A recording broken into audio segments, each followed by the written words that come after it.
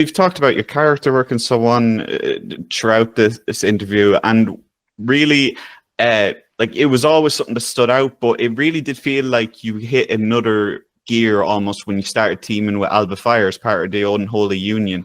And I just want to ask what that was like teaming with Alba for that time period. And is it safe to say that despite all the different emotions at the time, the Clash at the Castle was the highlight of your WWE run? Yeah, like I loved being in a tag team, and like I had so much fun on everything that we done, whether it was winning the NXT tag titles at Stand and Deliver, like that's one of the highlights. Stay like those two are like professional highlights.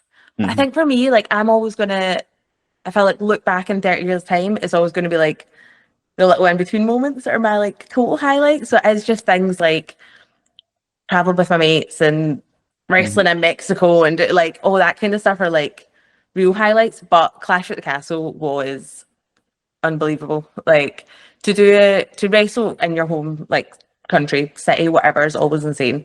But to win the tag belts, and then I remember like being back in the hotel room and all my family came around to the hotel room. So it was like mum, dad, sisters, two nephews, and we all just like sat and like the Hydro had given us these like special edition iron brew bottles with our name on it, which is very cute.